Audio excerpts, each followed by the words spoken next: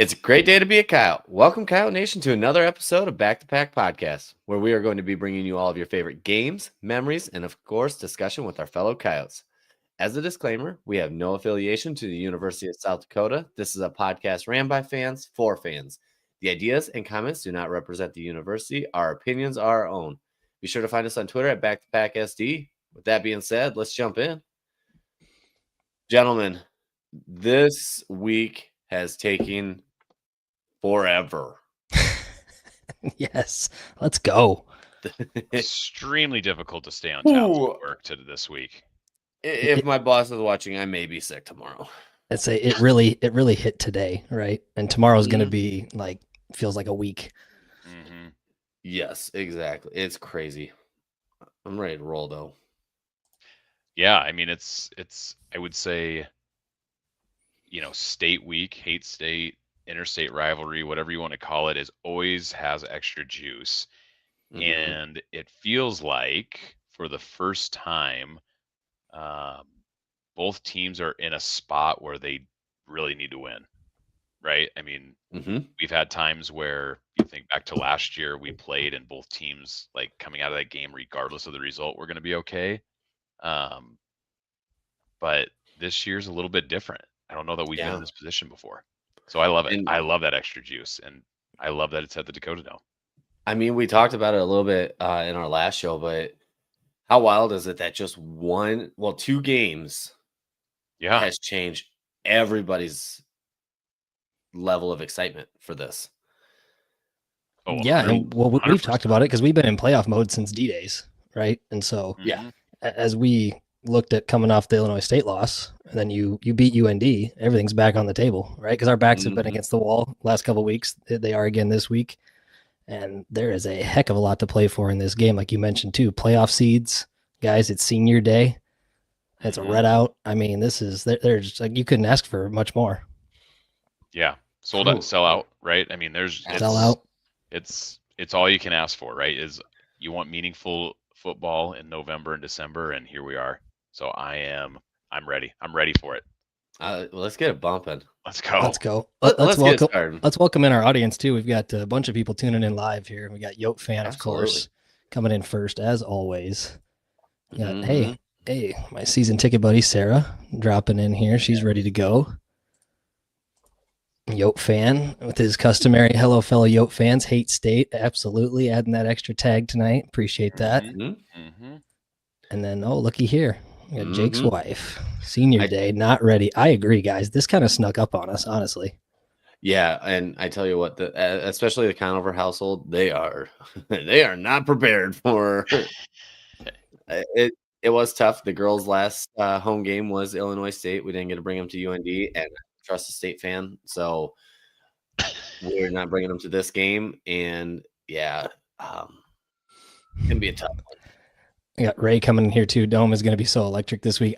We're going to have to drown him out, guys. Red's going to have to drown out the blue because we know the elephant in the room. There's going to be blue there, and there's going to be a decent amount of blue. So going to have to definitely drown him out. Hey, I mean, last year we made the green disappear. Absolutely, we did. Not a problem. So, a lot of long faces at the end of that game. If you can make the bison disappear, the blue doesn't intimidate me. There you go. All right, we got a jam-packed show. Let's get rolling. Right off the bat, as normal, Alex's Lemonade Stand update. Guys, we have a battle here. We are in the lead, but not by much. But that being said, we are owed some money, correct, Jake? We are. We're sitting on some money. Northwestern should be uploading. One of the very cool things that they do with this, aside from doing this entire thing, that's awesome. Every time we raise $5,000, $1,000 gets added into the budget, and we hit that $15,000 mark. So we're waiting on that 1,000.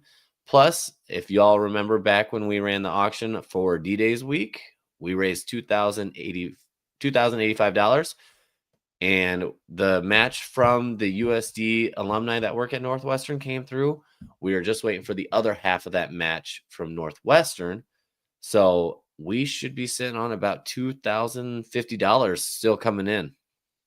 Yeah, that is perfect. How perfect is this that, it's red versus blue, us two at the top. I mean, that's pretty cool. Absolutely. And at the end of the day, I want to win, but I keep joking about it, but I'm 100% serious. I want to win 25,000 to 24,999. It's a fantastic cause. So I pray that they get up there right behind us, but we sneak away with that $1 victory. Absolutely. All right, take us through ways to get involved here, and go ahead and announce our newest challenge. Yeah. So with it, obviously the easiest way, you can scan that QR code or jump into any of the links that you've seen. Just make sure you're in Aiden's page, but you can donate directly there. That is your most tax-friendly approach. Now, this one I am struggling with. I need to know from anybody that listens to this live or you listen to this on the road, how many Jello shots do I need to prepare? Because I am nervous that I'm going to be the only one in tailgate right away at 9 a.m. besides the wife, but she has to follow along. Yeah, so if you have any idea how many he should make, drop it in the comments here. Absolutely. Throw the number in the chat. Let's see what we can do. If we see a consistent number, I will make them and I will have them, but you better show up. The other thing, lemon top challenge. Throw the lemon on your head, take a picture, and tag all of it. I don't know if we have the instructions tonight, but if you need them, just message us. I'm pretty sure Aiden didn't let the team leave practice today without taking the picture and posting. Dude, how cool was that? Like the entire receiving core. I think it was everybody, including coach. I saw more than receivers. I saw safeties and all that too. So sweet. it was fantastic to see them going in on it. Now, the other one, we've only had one challenger on it, but the 4, 4, and 4 dome challenge. If you finish 4 dome dogs, 4 beers in the 4 quarters, we will donate in your name. As of right now, we just have the one, Mr. Kogel, doing it, which apparently he did not show up for our show. That's hurtful. He did warm up. He warned us that he was maybe going to have to work tonight. So, and drum roll, please, because I mentioned last Monday that there were going to be tickets for the Southern Illinois game. Well, with those tickets, you also get a first-class trip to Southern Illinois. You will be flying on the Foundations plane. It will leave Vermilion at 7:30 a.m. on Saturday, and then it will land in Sioux Falls to pick up anybody if Sioux Falls is the better place at 8 a.m. roughly. You will be down to the game in time. You may have to get your own transportation there, but outside of that, that's really the only thing that you'll have to worry about. There are 4 seats available, $500 per seat. Now, the one caveat that I have for this, if there are more than 4 people interested in this seat, in these seats, we will go to a bidding. And as we go, we'll go up. I'm not sure what the bidding amount will be, but it will be DMs. We'll just do it on our own. And we will go until we get to a number where some people drop out and we get to 4. But I want to try to keep it as even as possible for everybody to make sure one person doesn't overspend over another. Yeah, this is unbelievable. I think for anybody who's been around the athletic program and department, this type of stuff is extremely, extremely difficult to get access to, right? So for fans, I think this is like an unbelievable opportunity, and at a price that I feel like is a reasonable price that's attainable for most Coyote fans if this is something they're interested in. So I'm excited as hell for whoever gets this. This is going to be such a cool opportunity and experience for them. And as we know today, regardless of the outcome on Saturday, that game is going to be extremely meaningful for USD football. It could come down to the result of that game on whether or not we get into the playoffs. So absolutely, it's the ultimate lineup, and couldn't be more excited when this got put together. And I was going to say, what a unique experience, right? Absolutely. Like how often do you get a chance to ride on USD's plane with a select few people, and basically your private jet to Carbondale?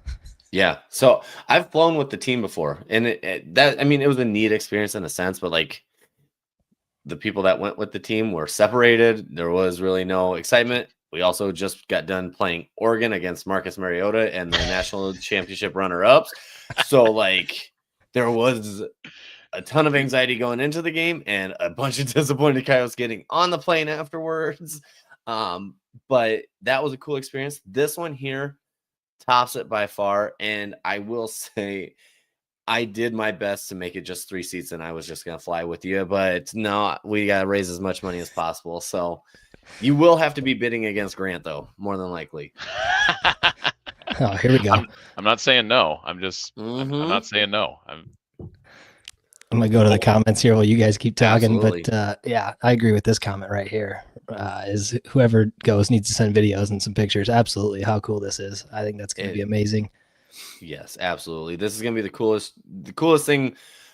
You know, we did the biggest prize possible last week with half a cow. Like, I don't think anything can outweigh 1,000 pounds or 500 pounds of meat. But now you get to fly on the coolest fundraising item we've ever put up ever. I don't think anybody on Northwestern or Alex's Lemonade Stand has done anything like this. So it will be an absolute bat. Oh. Yeah, absolutely. Yeah, and here, Allie caught my typo. Yeah, it's not 11.5. That should be 11.15. Yep. Add one. Yeah, so you missed the flight. You missed the flight already, but you can still bid for the seat. There you go. A good way to make some money. I want to go back to this comment too, real quick, guys. Rays, no sit Saturday. I agree. Absolutely. It's a fan show, and the fans have to absolutely bring their best on Saturday. And if that includes no sit, I'm all for it. Wait, people sit down at games? There's quite a few. I've heard. No, honestly, if the athletic department's listening, go ahead and just remove those seat bottoms. We don't need them. Get the crowbars out and pry them off. It's no problem. Mm-hmm. Here we go. Another question from Yope family. OG here. Is the return trip included? Yeah. That would be funny if it wasn't. Now you're on your own on the way back. Yeah. No, yeah, that's the drive you have to worry about. That's the Uber I was talking about.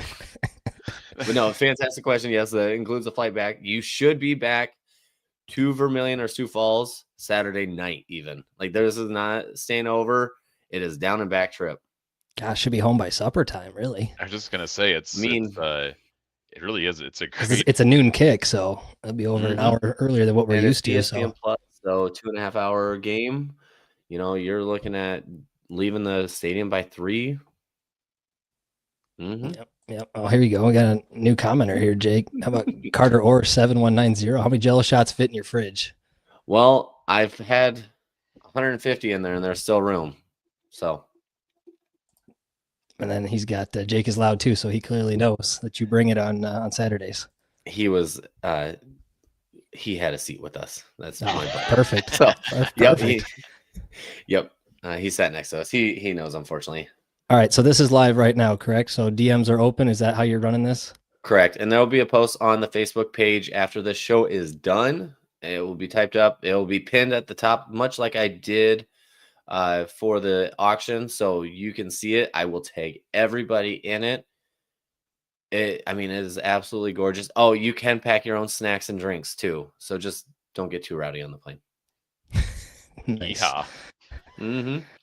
All right, jumping over to standings, fellas. Let's take a look at the updates. Of course, after the win last week and some other teams losing, so there's been some movement here. So take a peek at that.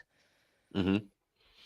I'll say this: Youngstown State belongs probably above North Dakota. I'm just gonna say it. Like, ranking wise, they should be 12th.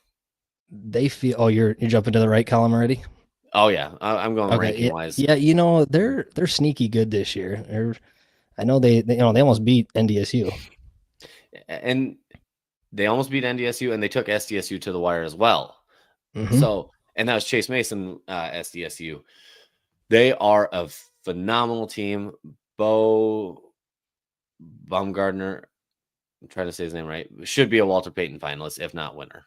Brungard. Yeah, he was pacing LJ for a while on rushing yards, and he's the quarterback. So, yeah, Youngstown is highly underrated, and just pray you don't face them in the playoffs. Yeah, they're going to be a tough out. Absolutely. But it's tight, right? In the middle of this conference, and you're looking at how many Missouri Valley teams are actually going to get in. I mean, is it 5? Is it potentially 6? I mean, things are really tight here. Looking at the records, at the overall 7-2, 6-3, 6-3, 5-4. There's a bunch of teams here that things are really going to have to get sorted these final couple of weeks. And don't forget, everybody else plays on the last week of the season, whereas we have our bye. So a lot of these teams are one game behind us still. Yeah. Now, don't forget, North Dakota State plays St. Thomas, so they also have a bye at the end of the season. Good Lord. That will RIP. All right, Matt's here. Matt's here. He is. $500, Matt. Buy the plane ticket. That's all you need to know. There you go. And it will surprisingly get you back from Carbondale too. important detail, right? Absolutely. I will say though, on the standings, like this is the complete opposite from last year, right? Last year was completely top heavy, bottom heavy, with elite teams at the top, some absolutely terrible teams at the bottom, and really no middle ground. So this version of the Missouri Valley is a lot more fun, in my opinion. This is all going to work itself out as it always does, right? Because it seems like the top 5-ish teams, the way the schedule worked out this year, are all kind of playing each other in some combination capacity. But I think you're right. As it sits today, there's a real possibility of could you see 6 Missouri Valley teams in? Is that nuts? That might be stretched, but it's rankings right now. Yeah, it's kind of crazy. So, November football, meaningful November football. That's where it's at. So let's go here. Let's go to this comment, guys. Go ahead and take this one, Jake. Yeah, if we went out, we will not get a bye. I will say that. You got to be that's top 8, and I doubt it. I mean, resume-wise, especially the last 3 games, you go against number 8, number 8 again, and then number 15 on their home field, and you win all those. That's a fantastic resume. But then we might get knocked for beating SDSU, surprisingly, as it's not as big of a win. I don't see us getting to the top 8 with that resume, just with what we've lost to, but we'd probably host. Yeah, I think we'd be definitely in the host range. Don't think we'd be in that top 8. No. Yeah, I agree. I think, again, we've talked about this before, but the beauty of the Missouri Valley is that you'll have that opportunity to, for USD, if we finish these next 2 games with the win, I think for sure we're going to host. I would say we'd be somewhere in that 13 to 15 range, probably, as far as being a top 16 seed team to host. So, boy, that'd be more fun. Give me more games in the Dome, please. Yes, absolutely. Please. And also from, maybe not a fan's perspective, but a team's perspective, it's still going to be a bye in a sense, because they've got the bye at the end of the season, right? So either way, they're going to have a week off. So that would be nice. And tell me, of those top 8 right there, aside from North Dakota State, who wants to face a red hot USD team who's knocked off 2 top 10 teams and then a top 15 on the road? That is a tall task to ask. Yep, absolutely. I love thinking about that scenario. All right, let's go to ratings. We just looked at the list, but guys, we're back in the top 25 in the Stats Perform poll, 22. And then over on the right side of the screen, guys, is always the uniform combo, which they drop every Thursday, typically in the afternoon. And we got absolutely nothing. So what are your thoughts, and what are some rumors you're hearing about what we might be wearing? I think we're finally doing what every rivalry should ever do, but I don't know. I would love it personally, and I know there's people that disagree, but I would love it if it was red versus blue. All red, all blue. I think, and here's the thing, we play any school with Dakota in it.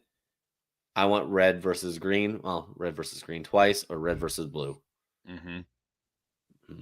Yeah, I'm in agreement with Jake. I think because we didn't get the uniform drop today, that something special is going to be on for this game, and that's the only thing I can point to, is that it's a primarily red versus primarily blue. Now, does that look like blue head to toe versus red head to toe?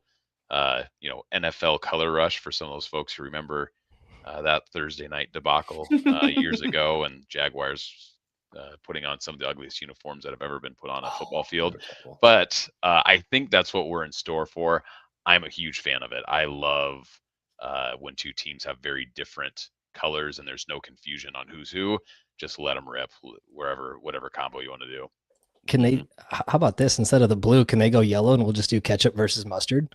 There we go. Hey, we have that at halftime. They're out there racing. We just put it on the football field. Just add a dome dog and we've got it. Yeah, I agree. I think it's going to be all red versus all blue. There's no other explanation why it would be taking so long to announce. And I think they saw the social media kind of excitement around that idea this week, and it just kept building. And so I'm going to guess that that's where it's going. Now, if it does happen, SDSU better not be pansies and say no afterwards and not let us do it. Oh, for next year. On the return trip you're talking. Yeah. You know that they'll throw a fit. Oh, you can't wear your home uniforms on our field. Yeah, well, fair is fair. Yeah, I'm more of a traditionalist when it comes to this game, but it's whatever the majority wants, I guess. At the end of the day, I don't care if we play in garbage bags. Just get the W. That's right. That's right. All right, so since we're talking about promos, this season, here we are, guys. Last home game, we've got a red out. That's been known for a long, long time. So from a fan's perspective, you got the red out, which again, the red jerseys all red. That makes sense. But then it also is senior day. So we have to be there to show support and appreciation for all of these guys. And there is a big list, fellas. Yep. Let's go ahead and I'm just going to read through them. Is that all right? Yeah, go for it. Yeah, all please do. I think that's the most efficient way to do it for sure. We've got 24 on here. Now I've seen anything from 22 to 25 actual seniors going to be leaving us here after this year. But for all intents and purposes tonight, we're going with 24, but that number may change slightly. All right, linebacker Nate Ewell, defensive back DeJuan Lewis, linebacker Jacob Clark, defensive lineman Bradley McGannon. Moving on, second line here, offensive line Almarian Krim, defensive line Jeff Bowie, defensive line Carter Hooper, quarterback QB1 Aiden Bauman, linebacker / D end Niall Dickel. Wide receiver Javion Phelps, defensive back Tim White. Now that one's interesting, guys, because he went down right away to begin the season. I didn't even play a game. Happened the week of the Iowa State game leading up to that game. So maybe he comes back with the medical red shirt. Yep. And another one to watch is actually the guy right after, Austin Rosetta. He played in the Iowa State game, and we have seldomly seen him since. He's been usually in street clothes, so it'll be interesting to see. He did start against Iowa State, though. Yeah, and that's why I give the disclaimer on this, because this may not be the final list. But, linebacker Austin Rosetta. Moving on, tight end Dallas Holmes. Defensive line Big Mo, Masai Newsome. Offensive line Caden Ellingson. Again, another guy that was injured early and didn't get to see him this year. Offensive lineman Sam Coles. Offensive line Wyatt Lawson. How about Hawk, Big Hawk? Offensive line Adrian Hawkins. We got offensive line Garrett Pontius. Tight end Zach Whitty. And last but not least here, defensive back Matt Walsh, kicker Will Leyland, wide receiver Jack Martins, and kicker Zeke Mata. That's a big list. Big list, and a lot of impact players, right? That a lot of Coyote fans know from this year in particular and past years. So it's never easy any year, right? It seems like the lists are always big, but yeah, you're welcome. But hey, they brought the vibes up the last couple of years. We are thankful for them turning Coyote football around here. This is part of that group that did that. And I was that's exactly where I was going with this, is that this group has made probably the biggest impact on South Dakota football in the Division I era off the last 2 to 3 years, what the program's done, turned around. So, it's a good way to send it off. It'll be good to get to honor the seniors on Saturday. Yeah, and send these guys out the right way. Right, big win at home, senior day. Couldn't ask for anything more. Yeah, I'll say it. These guys are fantastic. This is going to be probably one of the toughest senior days I've ever watched. So. And it's amazing. You look at this list, you go down a lot of them. They chose South Dakota first, and they've been here through it. But then there's a lot on this list that came in. They may not have started Coyotes, but they're leaving Coyotes, and we're grateful for what the time they gave us. Absolutely. Got some comments coming in here. James and Lauren, I hope this group has rubbed off on the younger guys and that the Yotes continue to be a Missouri Valley Conference powerhouse. I think it has. I think you're seeing that live this year. And just the freshmen and sophomores that are out there making plays. I just love that the trolling has shifted from me to you, Mitch. Yeah, I'm not sure why. I'm here honoring these seniors, and I'm getting trolled in the comments. What the heck? Oh, don't forget the wet blanket here. So, yeah. All right, I'm turning the page. I'm going to series history versus the Jacks. This is what it's all about. The two Division I state South Dakota schools have met 118 times. Guys, this is crazy. Going back to 1889, and we can't even agree on how many times we've played each other. USD claims 118. They claim 117. Like, how much better? How good is we've that? Obviously played 118 think about that. Times. It's such a good bit of rivalry. We can't even agree on how many times we've played. I love that. We obviously have played 118 times, though. They're just wrong. There you go. Since 2014, this will be the 5th game in the series. This is the top 25 clash. It's been the Jacks, right? So I highlighted this one. Since the turn of the century, they've seen the most success, winning 13 of the last 16 games. And in Vermilion, 4 of the last 5 have been just one-score contests. They've been tight, minus the one, 2023, including 4 straight at 1 point. So, I think that's kind of where the theme of the night's going to be for some of us on this show. Is we're expecting a tight game. But yeah. I will say this too, just as a side note, I was checking Twitter. The mayor was in the comments of our video, and he's calling for red versus blue as well. Yeah, love that. Love that. Appreciate Mayor Cole. All right. She wasn't even there. What? She wasn't even at that game. Where's this coming from? 1964? Yep. No, she's referencing Grandpa Larry's game where he yes. Where he scored the touchdown late in the game to beat him 10-7. Okay, that makes sense now. All right, I'm going to go off for a second, guys, and I want your thoughts on this. But this has also been building this week on social media. But may we please bring back the Little Brown Jug? And for those of you that don't know the history of the Little Brown Jug, I'm going to enlighten you as quickly as possible. But here we go. So Little Brown Jug goes back to the Davis-Lavin family, who attended the University of South Dakota in the early 1900s, started first generation with Roy and Fern Davis. Roy attended USD before working for Alfred Hegelson at what is now known as Davis Pharmacy. So that's kind of where it starts. Outside of that, you've got, USD grads. And here's where it gets interesting, that bottom sentence on the left. The daughter both attended USD as a couple in the years 1960s before transferring to SDSU to earn their degrees in pharmacy. All right, so you've got that angle. The other Davis-Lavin family tradition is working at Davis Pharmacy, a staple in Vermilion since 1879. When the pharmacy opened, it was located below the bluff, but of course, as you all know, the flood took pretty much everything in Lower Verm in 1881, forced it to open up a new location on Market Street, where it stayed for 20 years before moving to Main Street. It's now on Cherry Street. But so anyway, this thing is old, right? It goes way back. And there's pictures of way back and present day Davis Pharmacy. So the Little Brown Jug is an early version of a thermos. This jug is a tin skin over a stoneware liner, metal stopper, and rubber gasket with a cap that acts as a drinking cup. So that's kind of where this comes from. All right, so here we go. Here's Roy C. Davis, and he is the man behind the jug. He donated this as the trophy, a Little Brown Jug, and engraved on it, guys, is this is where it gets cool. He engraved at the bottom, "Try and get it." He put it in a case at Davis Pharmacy in 1926, 1927, and said, "Hey, come and get it. This is the new traveling trophy."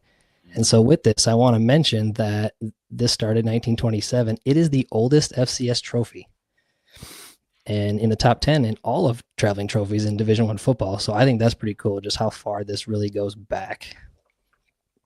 Your thoughts?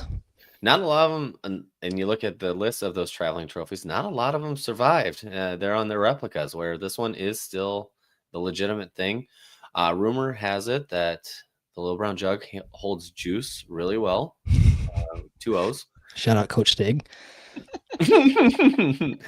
But honestly, it's time for them to give it back to us, and they need to bring it down. We need to play for it. The active rivalry trophies are a huge thing. Just ask the Big Ten. Apparently every game has to be a trophy game, but it needs to be here. And the weirdest thing is it disappeared and we never get to see it, but they still put the game scores on it. It went missing for what, somewhere between 15 and 30 years or something. I don't know. It depends who you talk to. I was just about to say that. That's because I'm assuming a lot of people don't know. Like, unless you're a diehard South Dakota sports fan, you probably have no idea about the Little Brown Jug, because to your point, it disappeared for 30, somewhere between like 15 and 30 years.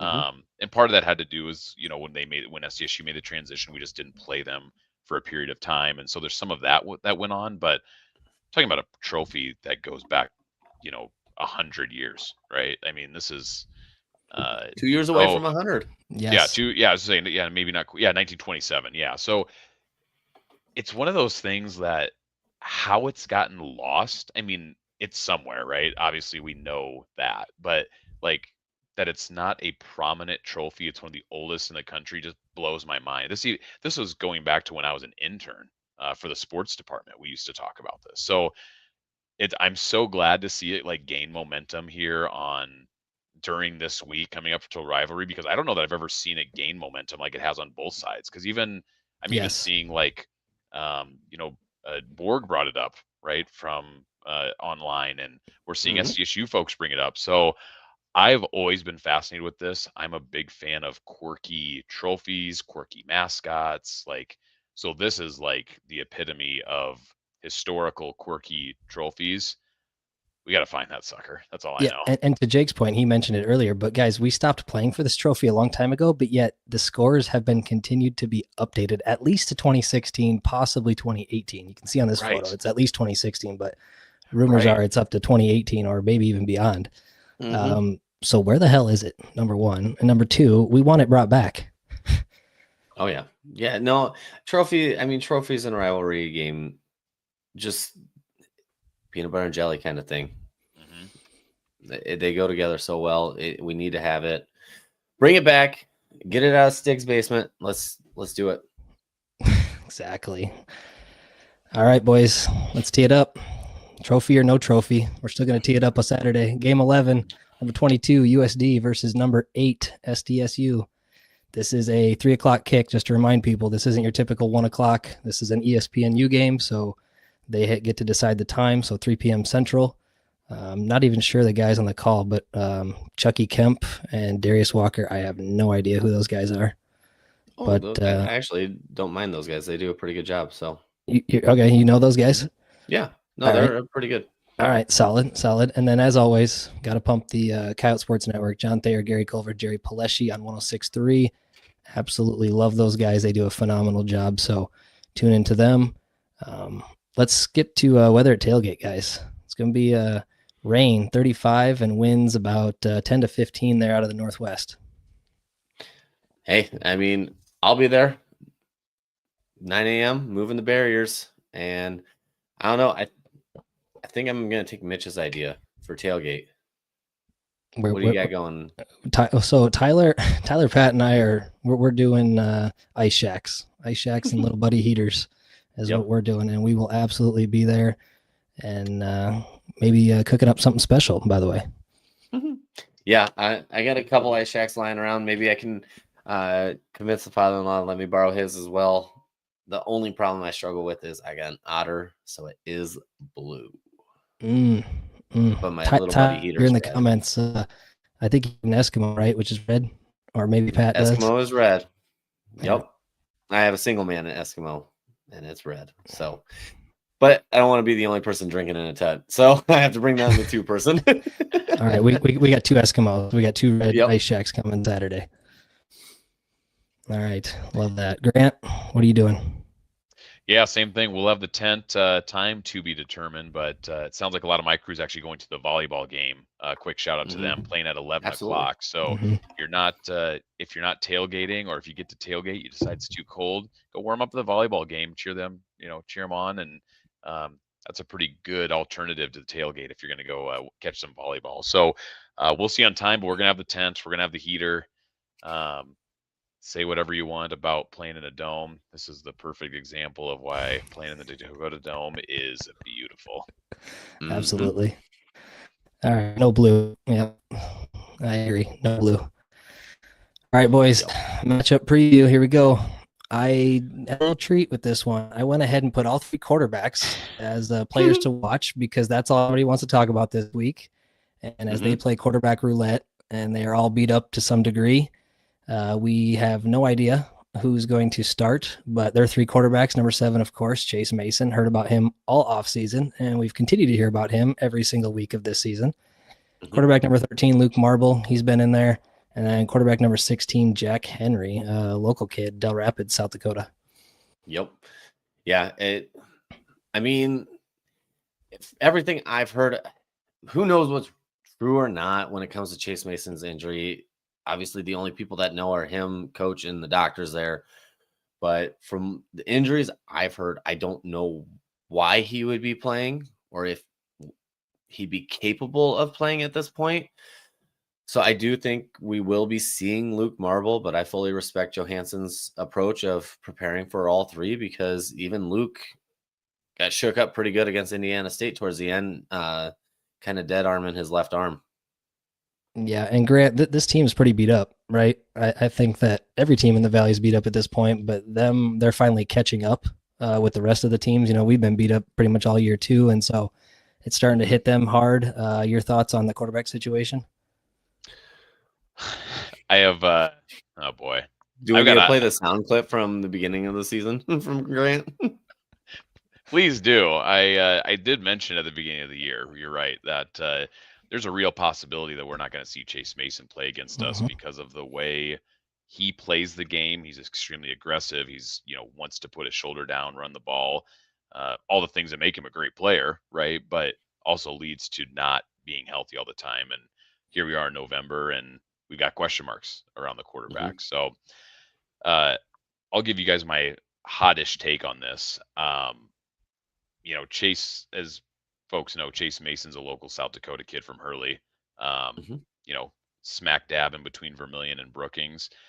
He wants nothing more than to play in this game, right? If it's up to him, he'd go out there in a wheelchair, I'm sure, right, to try to play in this game. So, yep.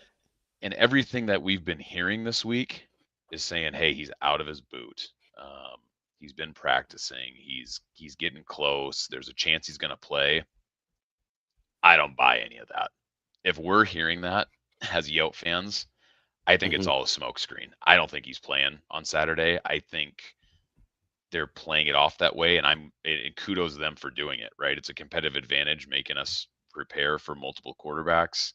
I just don't see it, because if he was close to playing, I think they'd want the opposite to come out, is to say, we don't think he's quite ready yet. And so maybe I'm just so cynical when it comes to this rivalry, but I don't buy it for a minute. I don't buy it. I don't think he's close. I don't think he's playing.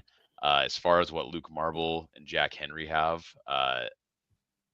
again, their status is even harder to gauge because the injuries just happened in the last game. So I think, to your point, coach is spot on. You've got to prepare for all 3 unless you're absolutely 100% certain, confirmation that somebody's out. But I'm telling you, I don't buy it. I think it's a smoke screen. I don't think Chase is playing.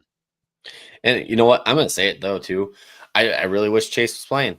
I wish Van Tool was playing. I wish Hagen was playing. I want to beat these guys. Ograski, too, by the way. Yep. I want to beat these guys at their absolute best and prove, because the crap that you'll hear online, well, you didn't beat us. You beat a part of us. You beat a shell of us. Even though we're down our senior captain safety, we're down an All-American running back. Like, heck, we're down a couple of linemen. Like, we're in the same spot. We just have been able to use the season to get used to where we're at. Whereas I think that's a good distinction. Yeah, absolutely. And nobody feels sorry for anybody, right? Because everybody deals with this in some way, shape, or form. So I think it's going to be interesting. But they've been, Grant, to your point, they've been using this as a kind of a smokescreen since going back to the NDSU game, And so it's definitely smart on their part to do that, But I think Coach Johansson said it best. We're going to prepare for all their starters and make contingencies for the backups, right? Yeah. And I mean, you take a look at it, it's just absolutely insane. The production that they've gotten since they've switched from Chase to Luke is you're dropping from 34 points per game to 9. That's why it's a big deal, right? Because there's a huge impact across their team. It impacts the defense too. Obviously, the offense is sputtered without him, but it also puts more strain on the defense. But even if you want to talk about it a little bit, there were cracks showing prior with the Murray State game for SDSU. Murray State was hanging with them down at Murray State. And then Chase went down. And of course, it's still Murray State. They're still the worst team in the Missouri Valley. And eventually they ran out of gas. But you lost to the second worst team in the Missouri Valley on your home field. And you only scored 12 points. I mean, the defense for USD, I think they're excited for this opportunity. They're licking their lips at this one. There's going to be some major opportunities. If Luke's going to show up the way he showed up against Indiana State, I would not be shocked if we have 4 interceptions. Yeah, and I don't think it matters, honestly, who their quarterback is. If our defense comes out and plays the way they did last week against UND, I don't know that it really matters, quite honestly. No. If that defense is flying around like they were and owning the line of scrimmage on Saturday, I don't know that it matters, guys. I think I like our chances either way. Yeah, I mean, with it, I'll say it too. Even if Chase does play, if it is true that is a high ankle sprain, his biggest factor in a game is his mobility. You take away mobility because it's very easy to tweak that high ankle sprain again. He's going to be in the pocket. And yeah, he has an absolute rocket launcher of an arm. I feel bad for his receiver sometimes for how fast that ball gets to him because that's got to hurt a little bit. But he can rip it. But you get him in the just staying in the pocket, it's really going to be interesting to see how he would play. Yeah. What about shifting gears, guys, to the rest of their team? Running back too, they're beat up. They're on their second, third, fourth string running backs. O-line too. They've got a couple guys either playing hurt or missing. And so anything else offensively from them? They're receivers without Lofton Ogroski, guys. I mean, they've got some dudes, but they don't have a true weapon at receiver. I will say this. I really liked Bullock, especially in the Indiana State game. He's solid. He was a very, very solid receiver. He just playing wise, he kind of reminded me of Carter Bell, Jack Martin, just consistent. Possession just able to present the numbers, grab the ball, get those yards, and then it is what it is. He only has 3 touchdowns on the season, but he has 49 receptions, 642 yards. Like, he's not a game breaker though, right? No, he won't break the game open like and that's been could do. That's been their problem all year too. Like, think about our offense kind of struggling in places, but like their offense too has not created explosive plays. Like, they're going on long methodical drives to score, and so they just don't have the dudes that historically they usually have, which we all know the backstory there. But I think that all of that factors into this. What about defense? If we flip the script, our offense versus their defense. Yeah, I would. I was just about to say that is in conjunction with the way the two offenses operate, both USD and SDSU's, is on the flip side is we have 2 really good defenses that have really come into their own. I think State started the year pretty darn solid on defense to begin with. Again, they've got the injuries. It's hard to even bring up injuries in November. Everybody has injuries, right? So kind of a common denominator, but yeah, I think, and the stats will show this. I've said it all week long. I think we're in for a rock fight on Saturday. Absolutely. I think both offenses are going to be in a position where they're going to be extremely careful about not making mistakes and winning the field position battle. Johansson preaches it all the time. Jackson, I know, is in a similar kind of mindset when it comes to winning the field position. And so I just think that it's going to be a grinder. And we said that we've said that about a lot of games. We've proven that we can win those games. And I think it's crucial that we're at home for that as well, because we just seem to play a lot better at home. So it's both teams and their front 7, I think, are very good. And I think both teams are a little susceptible in the secondary as well, right? So I'm really interested to see what it is, but I know for sure it's going to be a really good matchup. I will say I'm very anxious to watch the kids on the O-line for USD go up against, I still think is probably one of the top defensive lines in the, not just in Missouri Valley, but in the SDS. No, I would agree with that. I think if you're going to put some respect on that, I think it's their D line, right? And their linebackers are animals too, but they're also missing a couple. But yeah, I agree. I think their strength is definitely the D line.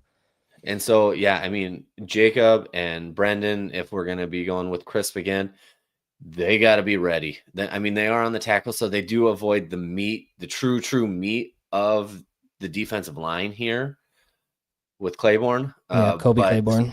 Yep, with Kobe Claiborne. But stunts, twists, I mean, those are going to happen. You're going to line up against them here or there. Make sure you're in contact there and don't let them touch your quarterback. So I'll say this, guys, last week against UND, obviously Grant and I picked what we picked, but I was generally worried about our offensive line versus their defensive line.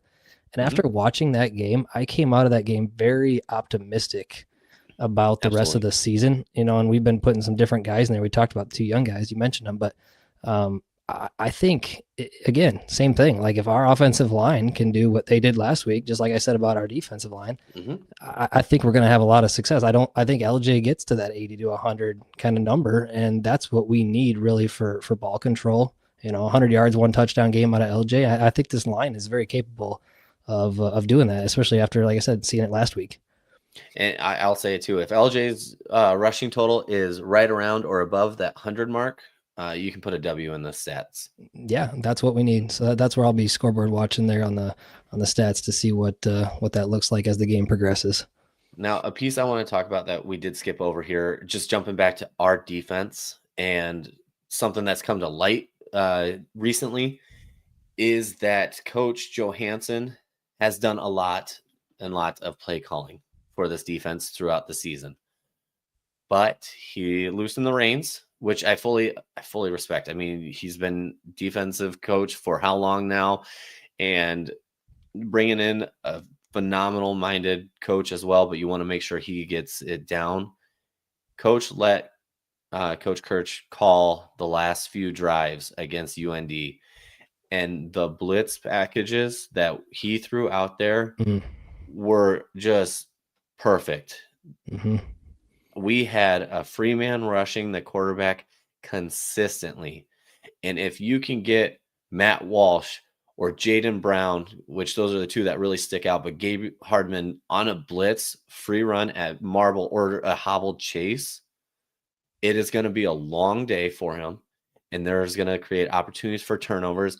And now that we have Rulian and Mikey rolling at top level, somebody's going to get a pick. Can we get Roman his first pick? It's gonna be there. We've been calling for it. It's right there.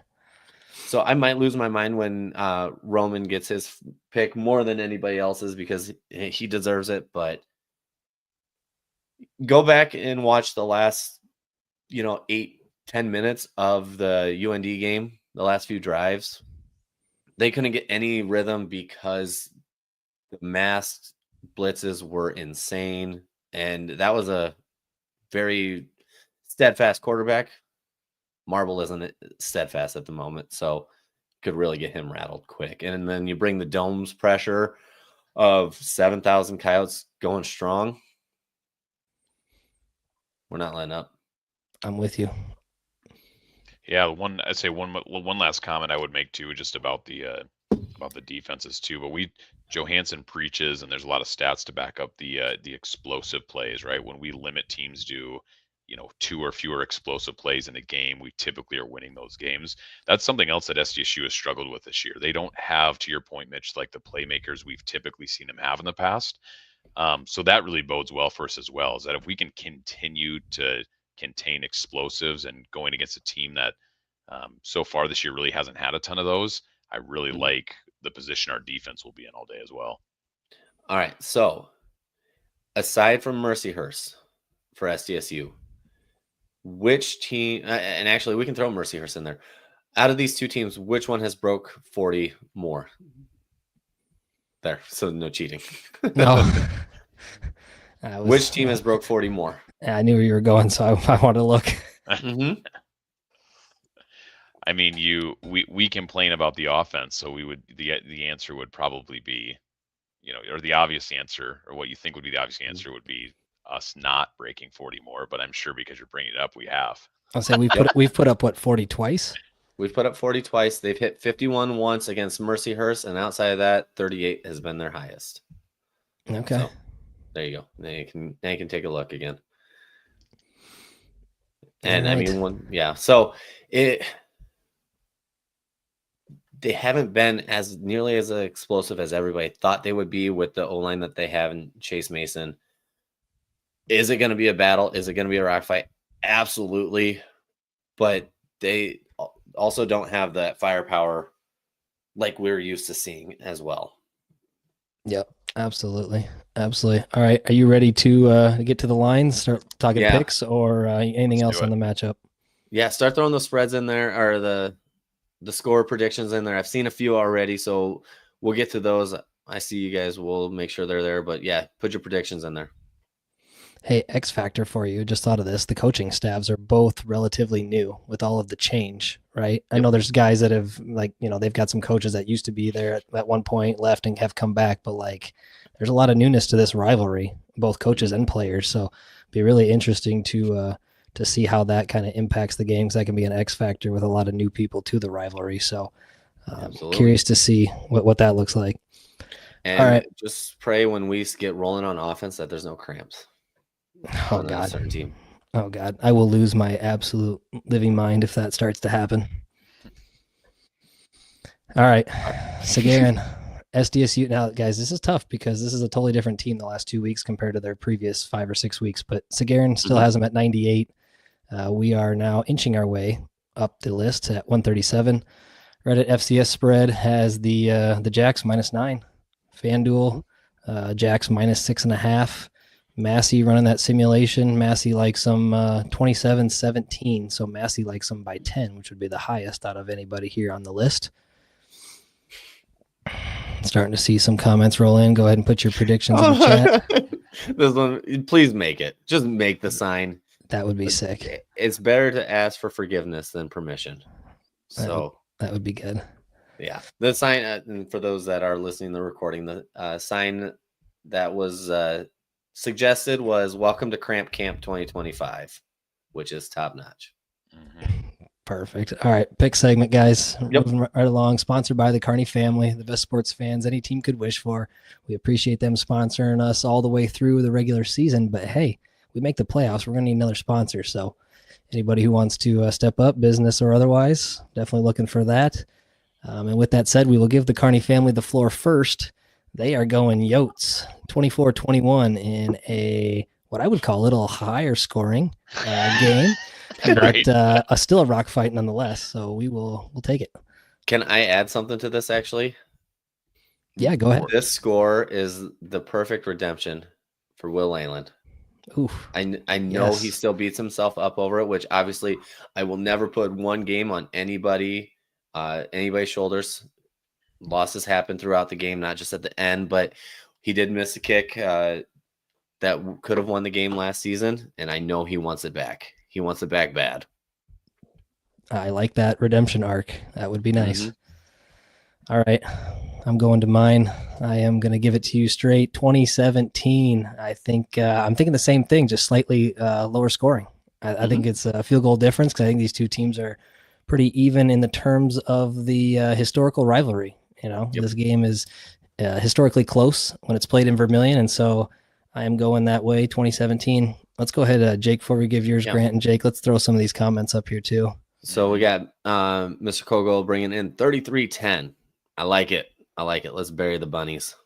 Man, what I would give for that score. Oh, I was going to say, if that ends up being the score on Saturday, you think we're unhinged now. Wait till you see us after that. So, yeah, and just as a little bit of a reminder for anybody throwing their predictions in, they have allowed 30 twice. So, just as a little FYI for any thoughts on it, one was a 38-7 beatdown, and the other was a 35-30 win. All right. Yote fan likes a nice win too. That's comfortable. 27-17. I like that. What else we got in here? We got Sarah in with State USD 35. The Bunnies 21. That would be a really nice win. Yep. Let's see if there's anyone else. There you go. Yes, make Christmas and Thanksgiving so much better, especially for all of our in-staters here. Yes, 27-17. Man, again, another solid prediction, and would love that because Cardiac Coyotes guys, we say it a lot, but like I'd rather have one that's maybe not so stressful. That would be nice. In reality, the UND game wasn't stressful unless you read Grant and Mitch's texts back and forth during the game. I don't know. Giving up 2 quick touchdowns like that had me a little nervous. I did like that we built the lead, but I was getting nervous. All right. We got Cassie coming in here, 25-24. Cardiac Coyotes. I could not deal with that one. I just can't. So I've had my 1 point or 2 point win. 1 point win against NDSU. That's all. I can't do it a second time. This one's interesting from Carter, 17-9. That's a field goal fest there. Unless we're talking safety again, but why not? Tyler, here we go. Tyler from the top rope. He's up there in Jack's country. So watch your back tonight, Tyler. But 24-7. Yotes. That would be. I would love to see that as well. All right, Grant, are you ready? I'm ready, and it's not exciting because copy and paste. Me and Mitch were on the same page this week, I guess.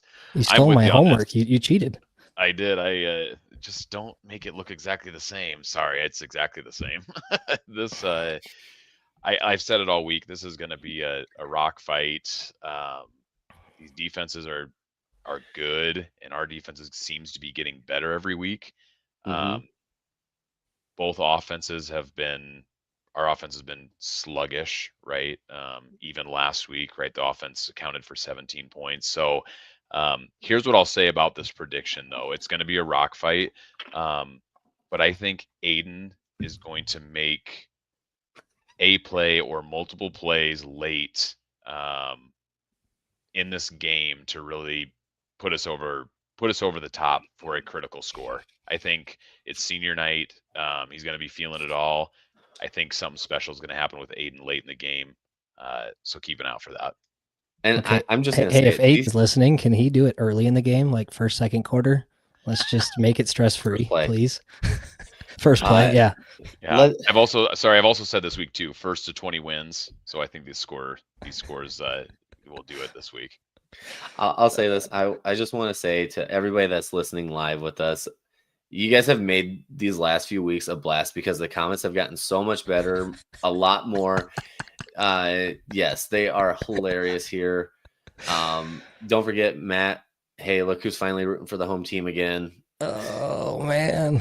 Yep. Maybe we need to do reverse. Maybe we need to do a reverse, Mitch, and just pick the rabbits to get the reverse mojo like last week. I don't know. That thought crossed my mind, but I also thought that in the season prediction show, I picked the boys this year to get it done, and so I'm riding with them. All right, go ahead and flip it to that last one here.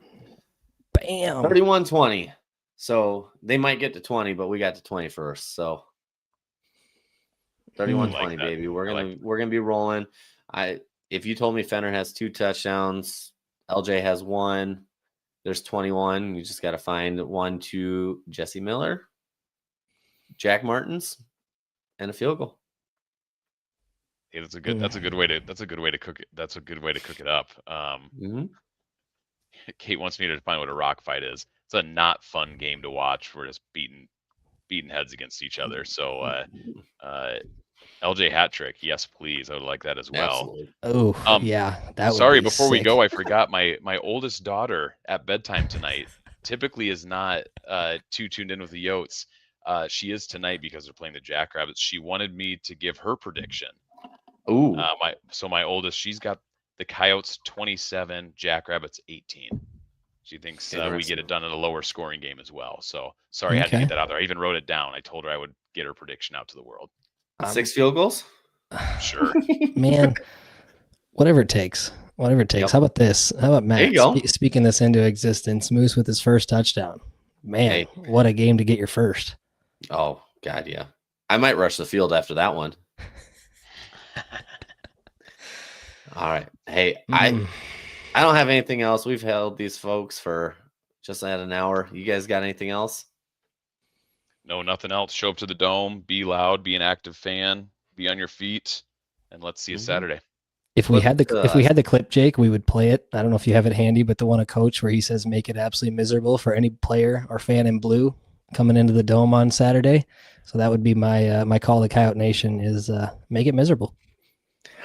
You know what? I'll say this. My seat might actually be available for the game because he personally invited me to stand next to him during the game. So I will take him up on that offer.